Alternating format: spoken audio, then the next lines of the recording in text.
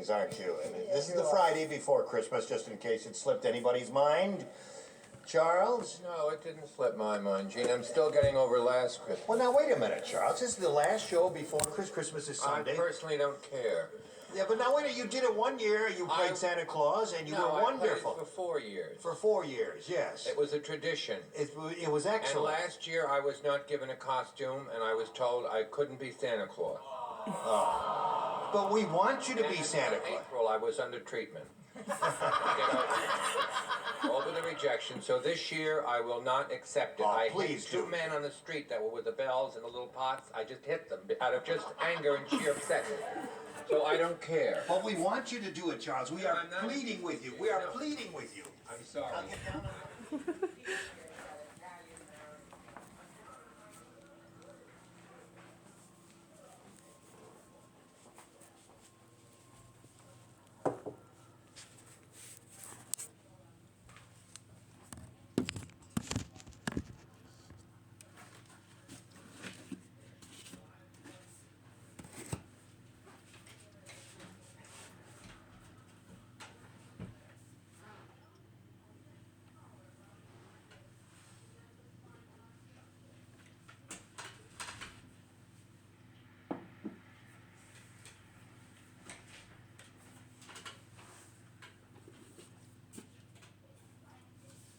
They are funny eyes.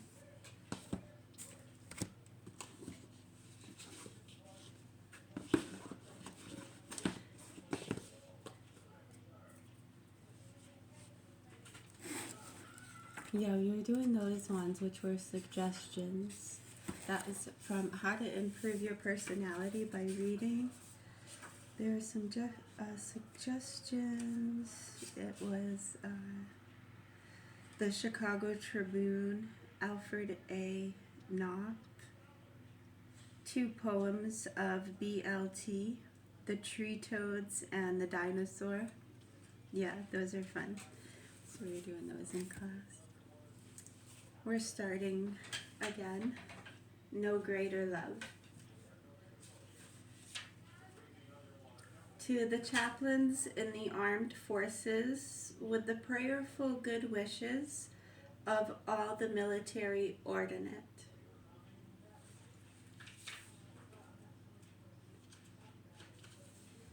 That's signed Francis J. Spellman, John F. O'Hara, William T. McCarty, William R. Arnold.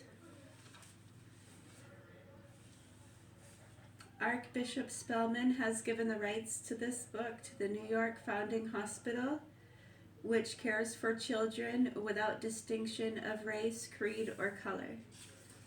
No Greater Love.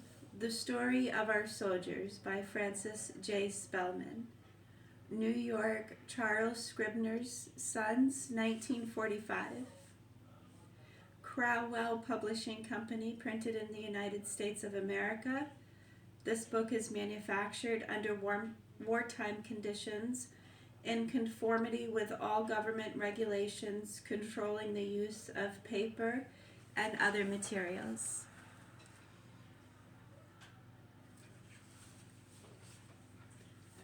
It was my intention to dedicate this book to our American soldiers, our martyred dead, and the ideals for which they gave their lives.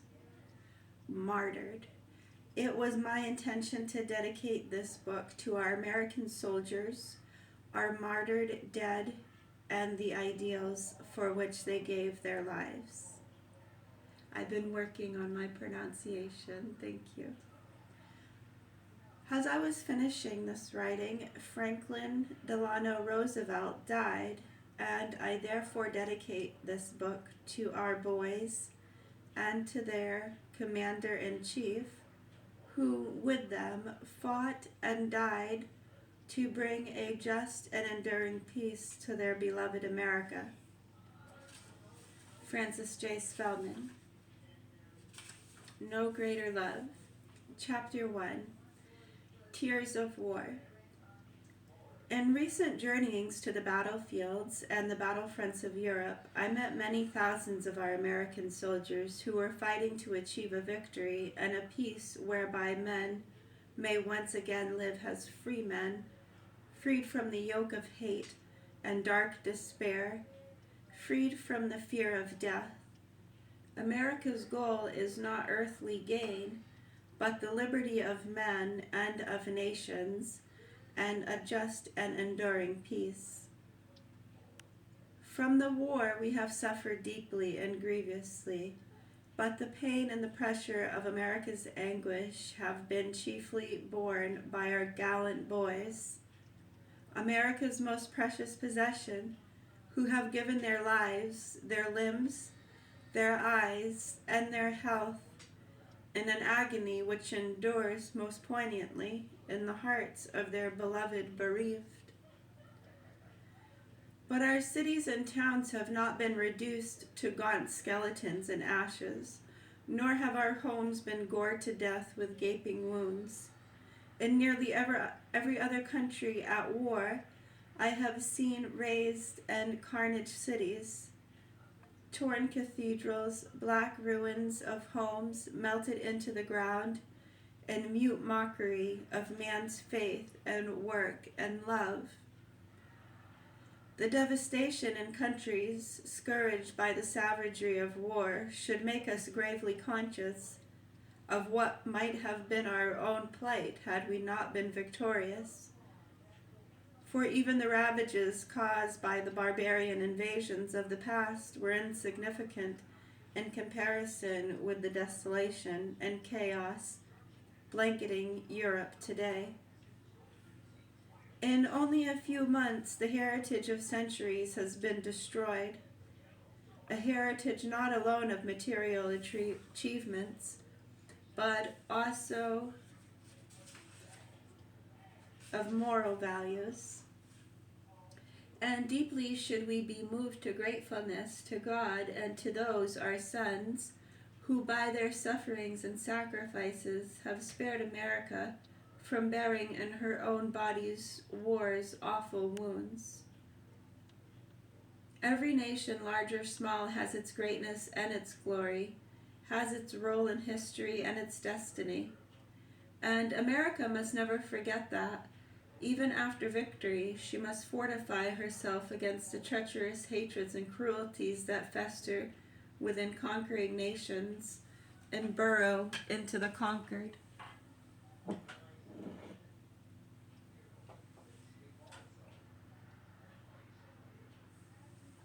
Is it calcium magnesium?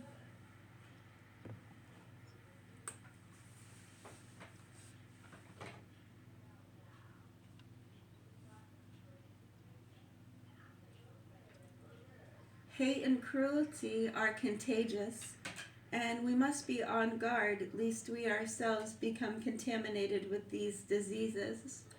Lest destroying one evil, we germinate and nurture another.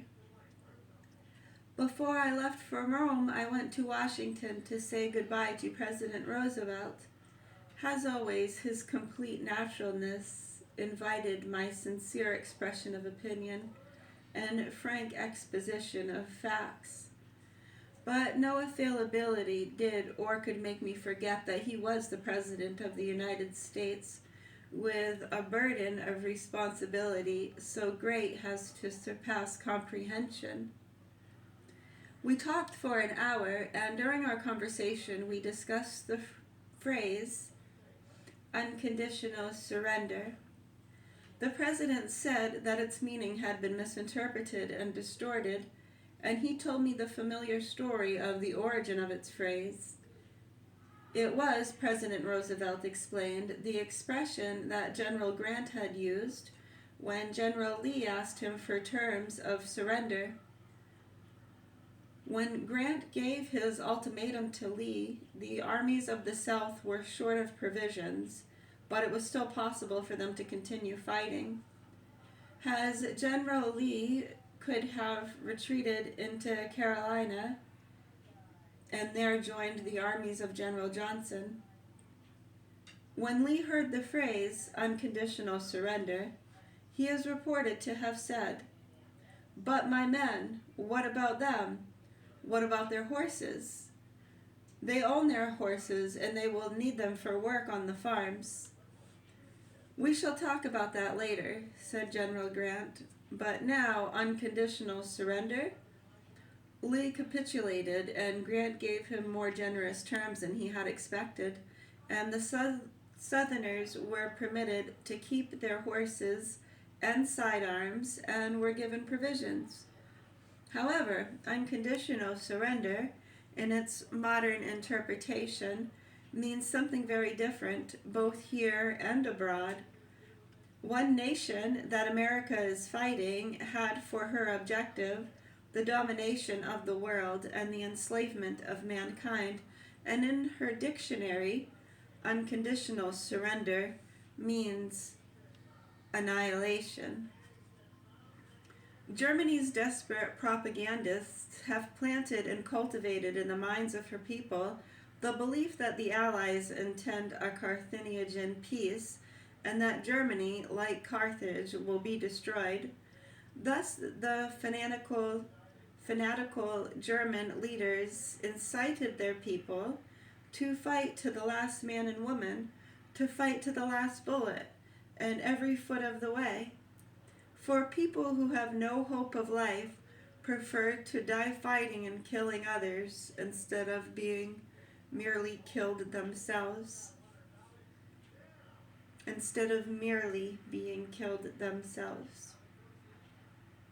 The president explained that we had no intention of destroying the German nation and of killing or enslaving 80 million German people, and he left no doubt in my mind that he realized America's responsibility as a victor nation for an enduring world peace.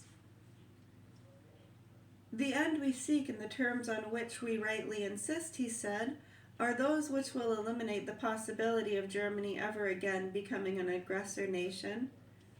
The Germans designing total victory must now endure total defeat.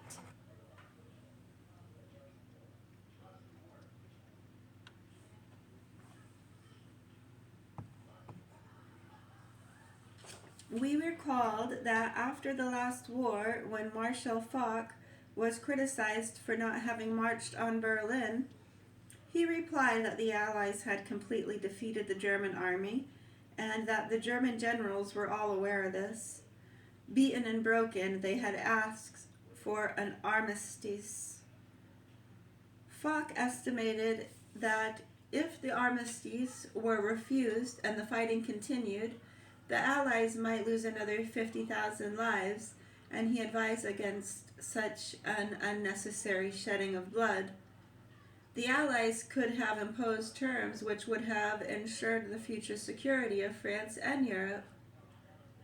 That these hopes were not realized was due not to the terms of the armistice, but failure to enforce them. After the last war, the Germans denied that they had been defeated in a military sense, but after this war, with Berlin destroyed and occupied, with their cities shattered and their power shackled, they will have no delusions. Flying toward Rome several days later, these thoughts remained with me, circling over New York's beautiful skyline, over LaGuardia Field and Whitestone Bridge. I thought, if all went well, it would be a long, eventful journey before I would again see that skyline. We flew over Long Island Sound and followed closely the Connecticut shore. We passed over Rhode Island, over Massachusetts near Boston, over Maine by the Bay of Fundy and the Gulf of St. Lawrence. It was a beautiful flight, especially beautiful over forested, carpeted, lake-spotted Maine, which is where we sit right now. We're in the capital of Maine, Augusta. It did used to be Portland. They changed it to Augusta.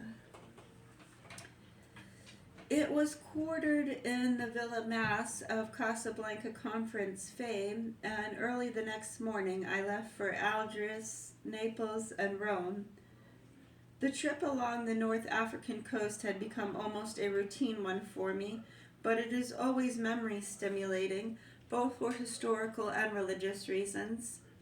In Algiers, Mr. Carmel Offie of the American State Department brought me the startling news that high German army officers were attempting to revolt against Hitler. And again, the words unconditional surrender fretted my mind.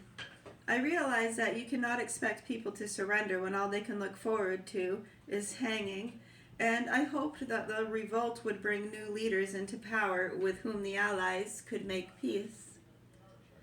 During the short stopover in Algiers, I had visited some wounded British soldiers who were being evacuated from the Italian fighting zone. Expeditiously, yet tenderly, even in routine, they had been lifted from the plane and laid beneath the protecting shadow of its wings. 2 of the most seriously wounded were placed immediately in an ambulance and hurried to the hospital. Thank you. Others on the first lap of their journey home were awaiting transfer. It is difficult to know what to say to the wounded, who, outwardly calm, are generally introspected and confused by the shock of their experiences and the cascade of thoughts that tumbles through their minds. The spirit of courage with which they accept their plight and face the future is beyond understanding. They are strong, serene, and brave. I thought of those at home who had no loved ones in danger and who themselves were spared from danger because millions of boys like these had paid dearly to protect and preserve them. When I attempted to sympathize with one boy on the loss of his leg, he said simply and boldly, "I didn't lose it, sir. I gave it." This was but one of 1,000 deathless scenes I was to witness, and daily I sadly watched and prayerfully followed our own boys as they departed upon missions from which there was no return. And vividly I recalled this English lad. That one got me. This was but one of 1,000 deathless scenes I was to witness, as daily I sadly watched and prayerfully followed our own boys as they departed upon missions from which there was no return. And vividly I recalled this English lad when another boy, it matters not his name, for his name is Legion, volunteered to go on one of those death-dealing missions behind enemy lines. I heard his buddy say, "Johnny, that's a swell brave thing to do, but I couldn't do it. Aren't you scared?" And I heard Johnny answered, not boastfully but calmly, "Scared? What for? What of? I'm straight with God." So what's there behind those enemy lines for me to be afraid of? And to myself I whispered, "Dear God, such faith grant unto me." Johnny went out, full of stout-hearted courage, sturdy in body, strong in spirit. He was brought back, his body broken, his heart and spirit still stalwart and strong with the grace of God, though the sands of his life were running low. I said as often on many battle fronts with anguish I have said, "Johnny, I'm sorry you have to pay with your life." And he answered quietly, as the other boy had answered, "I'm not paying, Father, I'm giving." That was giving in all its fullness, beauty, and glory. But we shall never learn the lesson of this giving until the red hearts of racial, religious, and personal hates are melted white in the furnace of faith, blasting out and burning off the dross of selfish cruelty and lust. Only then will man regain his freedom, happiness, and peace. It's powerful stuff. Leaving Algiers airport, we flew fairly high over Algeria and Tunisia, about 5,000 feet. At that height, the only visible scars of war were the gaps where bridges over streams had been destroyed. War had passed here and peace had come, but it was a peace of loneliness and devastation. The towns were silent as tombs, and were, actually, enormous tombs. And along the countryside, the site of centuries brought memories of the dead, buried in foreign soil, who still live enshrined in loving hearts and in God's glory. It is not compellingly logical to believe that somewhere, somehow, in some way, there must be a balancing of the accounts of injustices, cruelties, and heartbreaks. One of war's lessons must be faith in eternal life.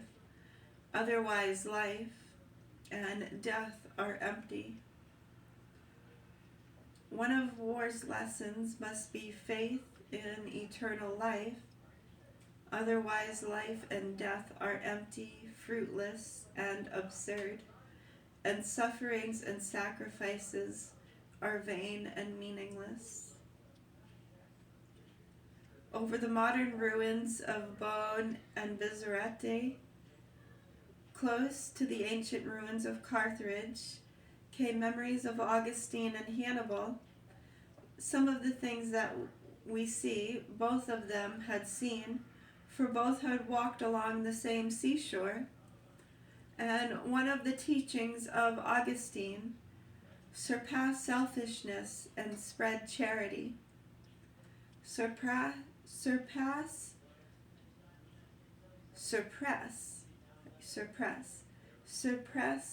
selfishness and spread charity is a warning as essential today to avoid future wars and as fundamental to future peace as it was 15 centuries ago.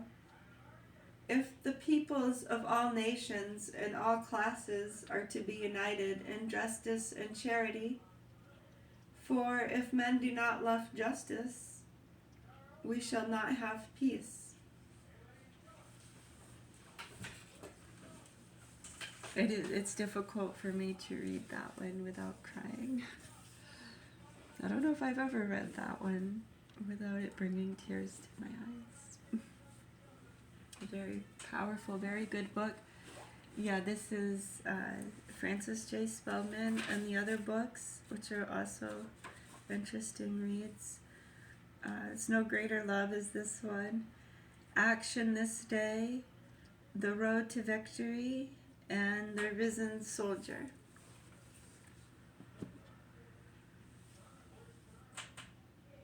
Thank you.